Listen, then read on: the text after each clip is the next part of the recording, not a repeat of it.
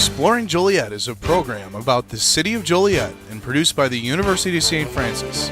This program hopes to better inform you about our city, its people, plans, and activities.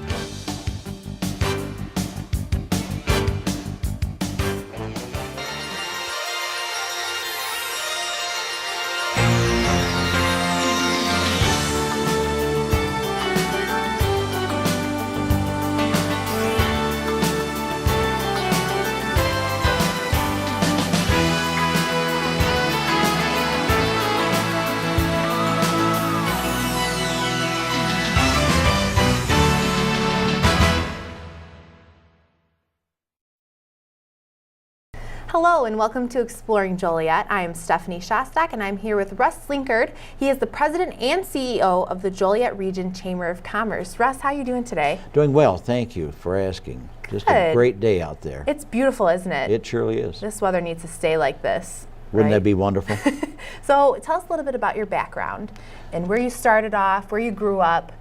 In Missouri, you told me. I did. So tell us a little bit about that. Well, I grew up in Cape Girardeau, Missouri, actually, about 120 miles south of St. Louis, right on the Mississippi River.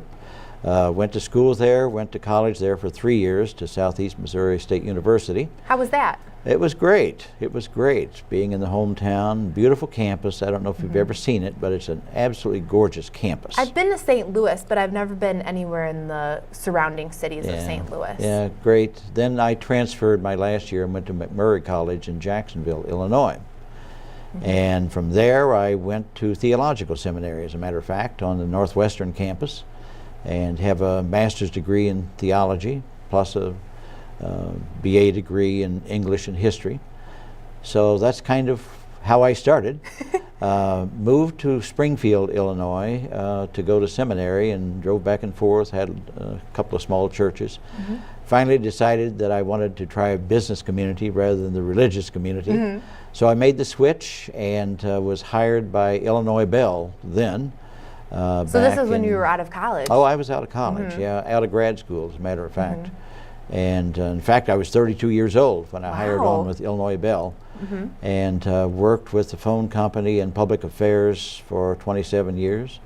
Retired from there, worked for First National Bank of Joliet for a year as a consultant, and then lo and behold ended up at the Joliet Region Chamber of Commerce. So what was it like going from the Bell to Joliet? Where did you come to Joliet from? And how did you know about the... Well, I came to Joliet with Illinois Bell. Okay. And was very fortunate. Most people in management move around, you know, from here to there, but I was somehow able to stay in Joliet for 27 years after I hired on. Okay, and so loved you were it. Had from a lot of Joliet. opportunity to go to Chicago and said, no, I don't want to ride the train every day. I want to stay here, and they did accommodate me. So your family was from Missouri, but then you moved and you packed up everything and you went to Joliet. Yes. And that's how and you're here now. I'm still here. Kids are still around here, so they all went to school here in Joliet, so it's been great. And some of them went to St. Francis, I hear. My daughter graduated from St. Francis, and then my other daughter's husband, my son-in-law, also graduated from St. Francis. Both Keeping of it them in the family. in the 80s, so it was a great school then, great school now. Definitely, Yes. I agree. So tell us a little bit about the duties of your job being President and CEO of the Joliet Region Chamber of Commerce. Well, the Chamber of Commerce is a business organization primarily, and our job is to work twofold, to make business more profitable, and secondly, to improve the quality of life in the community. I think those are the two main challenges to the Chamber. And so we spend a lot of time interacting with business, with new businesses, with existing businesses, trying to offer them opportunities which will enhance their business and enable them to grow and be more profitable. So that's our task. So the Commerce has a mission statement, I read. And what has it been like to fulfill that mission statement, as well as in the past, and then how has it changed now? You know, it really doesn't change a great deal. It's interesting. In good times, with the recession. Yeah, with the recession, it gets a little more difficult, a little more challenging. But the mission doesn't change. You're still there to enhance business and to give business people the chance to interact with each other, to build relationships with each other, to offer seminars and business workshops that will help them with their workforce become more effective. Has there been any examples of a business that was kind of down and the Commerce helped them? Oh, you know, there are many, many examples of that. We have testimonials on our website from business people who have found the Chamber to be a great avenue for them to express themselves and to grow, and then they reach out to other businesses. So it's just been, it's a great opportunity for people. That's what the Chamber does, really. You know, it doesn't make you more prosperous, it gives you an opportunity as a Chamber member to interact with other businesses. We have access to the Illinois Chamber of Commerce, we have access to the U.S. Chamber of Commerce, and to other surrounding chambers. So it just presents a great opportunity for people to interact and grow. So what are some of the groups within the Chamber?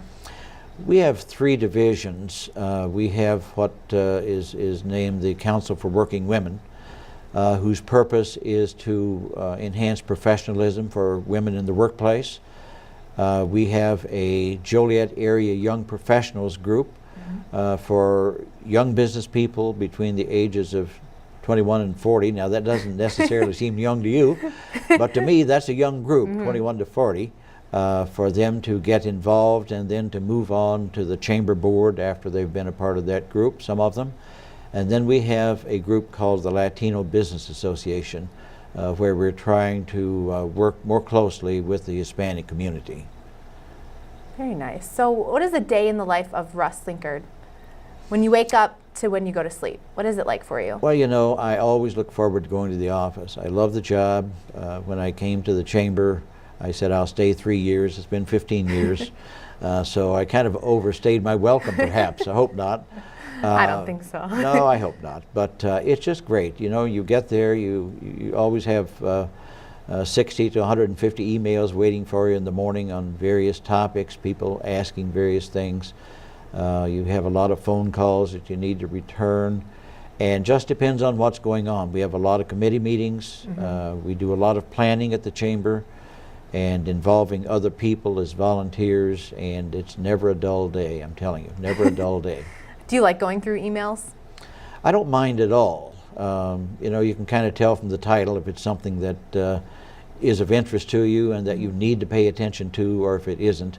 And I think it's a great way to communicate, and it's very effective, very effective. What was it like when there wasn't email?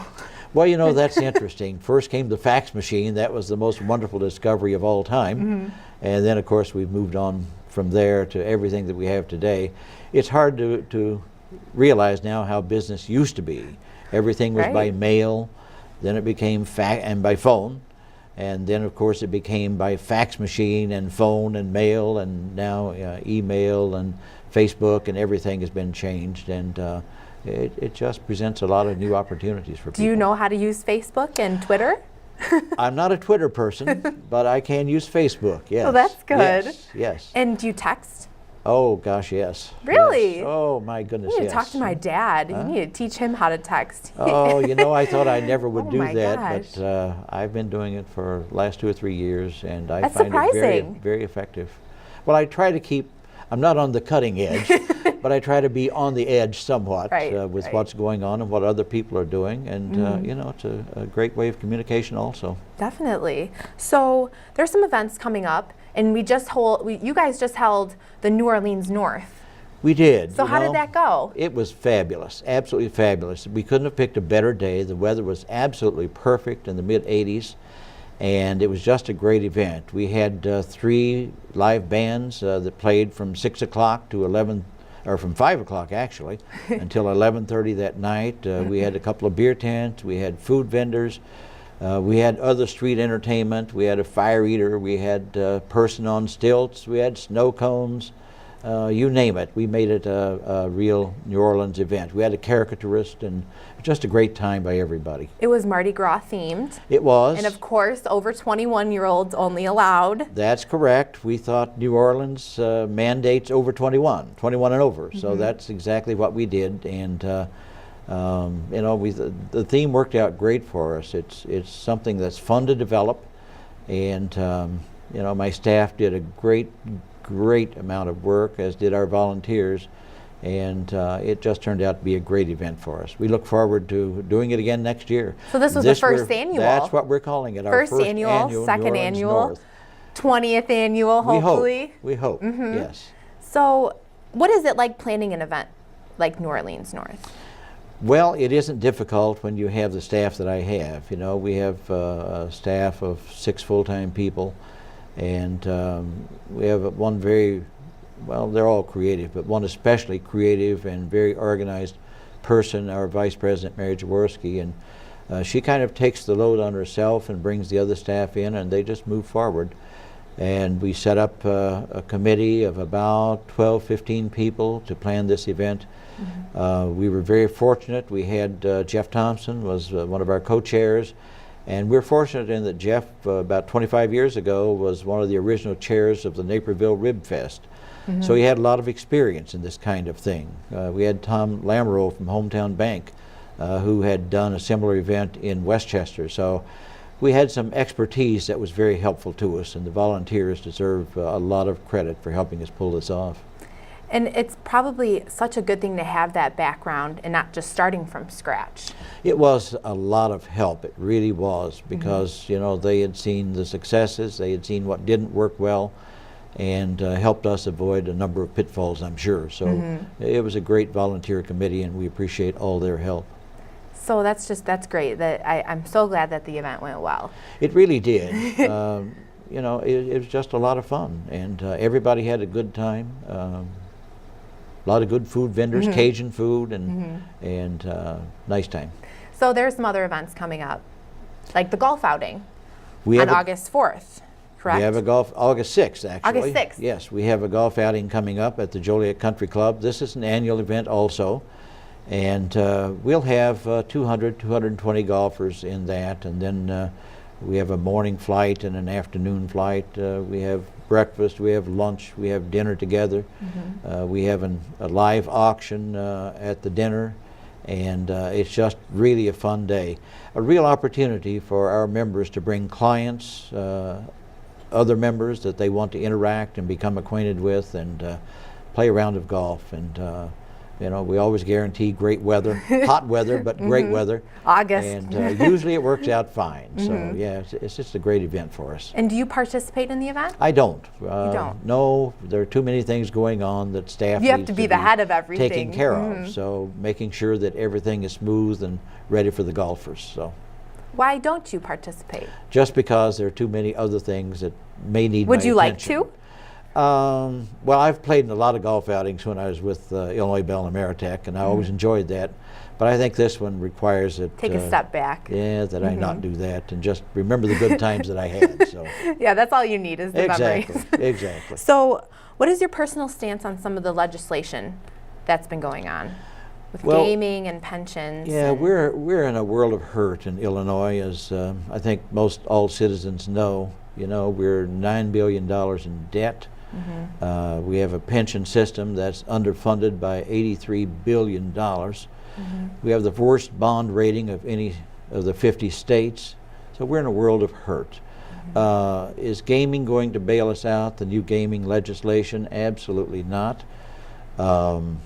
We oppose the gaming legislation. We don't object to a casino in Chicago.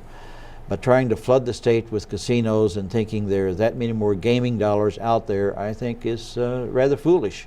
There are only so many gaming dollars available, and it doesn't help us at all just to spread those from Harrah's or Hollywood or Elgin or Aurora to a casino in Danville or Waukegan or the south suburbs, or to the racetracks, slots at the racetracks. So we oppose the gaming legislation in its current form, and we've opposed it for several years, and our stance hasn't changed.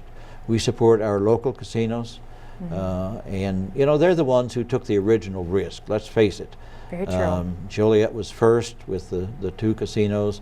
They took the risk. And being on the water as well. Exactly. And that's changed. Exactly, that's all changed. And they've made the investment, and now others want to siphon off their revenues and help themselves, and Right. we don't think that's right. Does sometimes your personal stance on subject matter get in the way of what the majority wants? Hopefully it does, yes, because we don't think the majority is necessarily always right. That's very true. And we lobby in Springfield. We just had a lobby trip in May and took 17, 18 people down.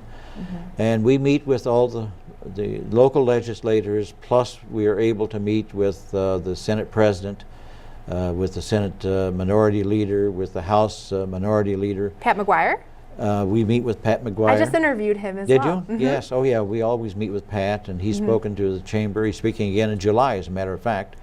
So we don't always agree with what's going on, and we try to state our reasons for it and trust our legislators to do what is the best thing. I'm not going to say the right thing, but the best thing for our state.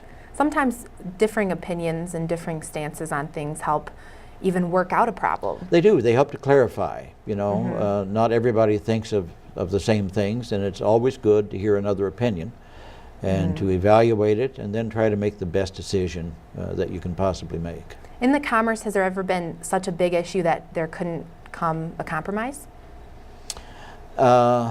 Yes, there has. As a matter of fact, there were a couple of issues under Governor Blagojevich that the business community just rose up in arms and stopped the legislation completely. So, yeah, there are those kinds of issues. There was another one that surfaced in this legislative session with a proposal to raise the minimum wage, where Illinois would have been the highest minimum wage state in the 50 states. We thought that was unnecessary. We're already third highest. And, you know, sometimes you don't want to be at the top of the heap. We're certainly among the best in the country as far as minimum wage, but to put us in a place where we're leading certainly dampens the business climate for people businesses who would move into Illinois. Just for a personal question, what are some of the minimum wages in other states compared to Illinois? Illinois is at $8.25, and you know, others probably range from a range of $6 to up to $9 or so. And as I say, we're third highest in the country, so we're very respectable as far as the minimum wage is concerned. And trying to raise it to the highest, we thought was not wise, and that did die in the legislature this spring. So tell us a little bit about the estate tax as well. Well, the estate tax, you know, is something that we certainly would like to see eliminated or reduced, because it really ties the hands of business owners who want to pass their business on to children or to other members of the family, and the tax rate is just exorbitant and really has a negative influence on business transition. So with the minimum wage and the estate tax and all the little things that go on with Illinois, it's just... Well, and the corporate tax. Exactly. You know, we have among the highest corporate taxes in the country. And all of those things together, business fees never end. You know, the legislature is always coming up with a new business fee, or the governor's always proposing one to raise more money. What are some of the business fees?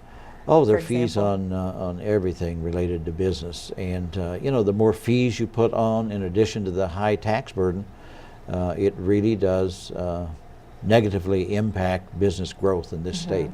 So what is the chamber doing in order to prosper the businesses, especially in Joliet? Well, we're doing the same things that other chambers do. We offer workshops, we offer seminars, we offer many opportunities for networking, where the business people can get acquainted with other business people and build relationships. You know, business in large part is about building relationships. Good customer relations, good interactive business relations, so that you know somebody who needs a service you don't provide. They're a member of the chamber, you refer that person to another business. So we're always doing those kinds of things, plus our activity in legislation. That's a big factor in what we do. So what is your favorite part about the job? Just interacting with people. You know, I love interacting with people. You learn so much by listening and asking people, how are things going? They're glad to tell you. And you can learn from that. And just the fun of interacting with people, talking with business people, what problems are they encountering, what do they see as the solution, how can we help. It's all about personal relationships. Well, it is. Everything in life really is about personal relationships, isn't it? And business is no different, so yeah. What is the least favorite part of your job? I don't have one. Really? I really don't. There isn't anything about this job that I don't enjoy. And Well, it just shows that you're very passionate, and that's what you need. well, you do. What you need is do. passion. Absolutely. Yeah. No, there's no least favorite part. I mean, everything that we do is it's fun in a sense, but necessary and rewarding, I guess is the word. It's rewarding. Well, is there anything you'd like to add about the Joliet Chamber, Regional Chamber, and what the audience would want to know about the Joliet Chamber? Well, yes, we're one of the oldest chambers in the state, as a matter of fact. That's a trivia fact for you. It is. We were founded in 1914, so we have a 100th centennial anniversary coming up in a couple of years. We're looking forward to that year. We're one of the largest chambers in the state. We're the 4th or 5th largest chamber in Illinois. So how many board members are there? we have 32 board members, Wow. 27 elected, and then we have ex officio members from the county, from the city, and then each of the 3 divisions that I mentioned, their chair is an ex officio member of the board too. So we have 32 business people. So you say Broad that's the spectrum. largest? It is. One of It's the largest, It excuse is. me. Yeah, yeah, and our membership is among the largest in the state also. So it's just a great organization. We have testimonials that I said on our website. If somebody has a question, please call us. We'd love to speak with you. What's the website and the phone number for our Website viewers? is www.jolietchamber.com. Phone number is 815-727-5371. We'd Hopefully love to everybody hear had a from pen. you. Yes. Ready We'd for love that. to hear from you. So. Yeah, so moving a little bit from the Joliet Chamber and your life as president and CEO, I like to know a little bit about your background. What do you like to do for fun? So what does Russ Slinkard like to do for fun and some of your hobbies? You know, I do a lot of reading. I went through a period in my life when I didn't read at all after getting out of school and graduate think that's school. how I am right Oh, now. I was so sick of reading. I probably didn't read a book a year for, and I'm ashamed to say it, for 30 years. Now I'm really back into reading and really, really enjoying it. So I do a lot of reading. I'm a baseball fanatic. So I watch a lot of baseball, love baseball. I don't care who's playing, though I'm a Cardinal fan, I want everybody to know. But I enjoy watching whoever happens to be on. I love that. I like to play golf once in a while, and once in a while is what it is. Not at the outing. No, not at the outing, exactly. And then I have a lot of grandkids that I like to spend time with, and that's just so rewarding. I have a How many do you have? Well, between my wife and I, we have 13, as a matter Oh of my fact. gosh. So we have a full house of grandkids, from 2 years to 15 years. The 15-year-old's just getting his driver's permit, so that's Watch out going on to those change roads. everything. Look out, everybody. Fortunately, he lives in Oswego, so he won't be a danger around here. But it's going to be fun. It's fun watching them grow up and helping them sort through experiences and so forth. So Definitely. those are some of the things I do: read, golf, travel a little bit. We love to travel and just have a good time. Have you been to the recent Joliet Slammers games at all? I haven't been this year, but I always go to Slammer games over the summer. Yeah, and you know, it's a great Another Joliet community. Well, it is. It's a great avenue for Joliet people to enjoy themselves. So Definitely. yeah, Well, Russ, thank you so much for being here. It was a pleasure talking to you. my pleasure, Stephanie. Thanks for the invitation. Of course. This has been another Exploring Joliet. I'm Stephanie Shostak, and we'll see you next time.